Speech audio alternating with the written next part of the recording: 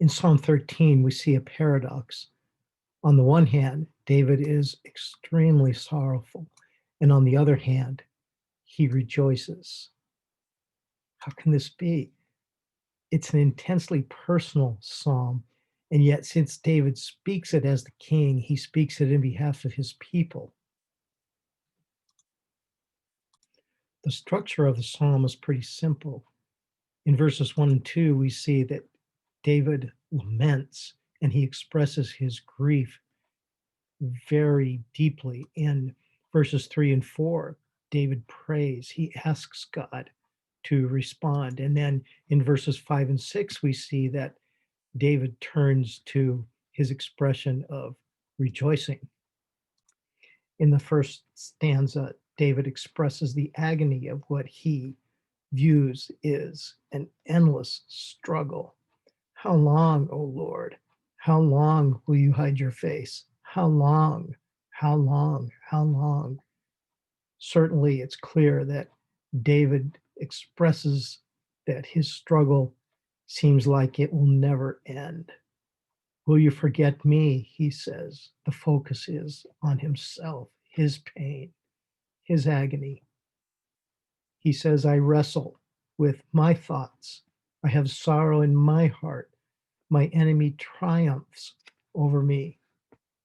Such thoughts go quite contrary to what he previously expressed in Psalm 11, where he says, the Lord is righteous. He loves justice. The upright will see his face.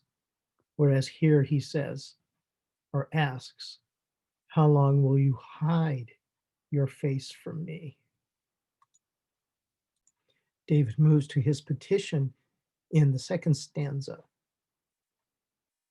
He points out a contradiction to God. We don't know exactly what situation David was referring to in his stating that he would sleep in death, but we know that would be a contradiction to what God has promised him in Psalm 2, where God says, I will install my king on Zion, my holy mountain.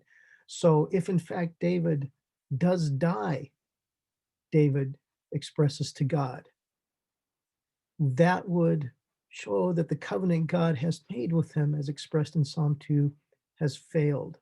For this reason, he's confident that God must answer and will answer his prayer, because God is the God who established his covenant with David. David is the covenant king. In the third stanza, we see that David expresses his trust in the Lord by expressing his praise. David says he trusts in God's unfailing love. The Hebrew word for this is hesed. You might have heard it before. It is a single word, and the various translations try to capture it with words that point out its significance. It's not feeling, it's not sentimental reaction, it's not circumstantial, it's mercy, grace, an unyielding commitment that God says he will fulfill according to the covenant that he has made with his people. And David picks up the certainty of that covenant as God has expressed it to him in Psalm 2. David also recognizes that God has been good to him.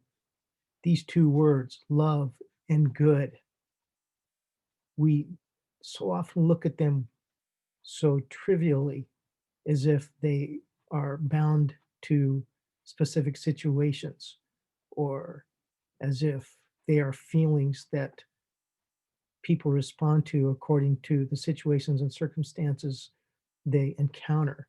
But in God's mind, his love and his goodness is bound up with his commitment to be the God of those who have put their trust in him. And so, as we think about this psalm, I can foresee how Jesus the King knew what it was to endure this kind of sorrow and separation from God. For we know that when Jesus faced the cross, he expressed some agonizing pain and a sense of dislocation as a king to whom this psalm points. Jesus could pray verses 3 and 4 in the midst of his sorrow, knowing that the joy lie before him and that he would wake up to that joy. Jesus' followers might know, we might know Christians, we Christians who have put our faith in Jesus Christ.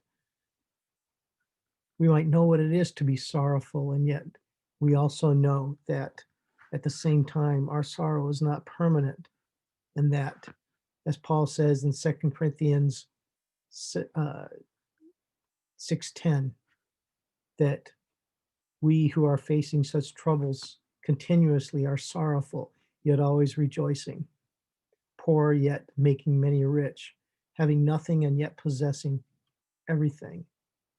We live in this paradox.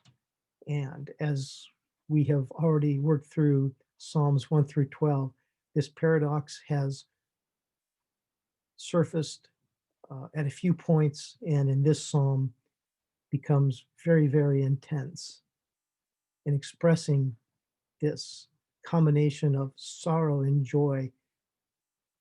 The psalm points to the same passions that Jesus himself experienced.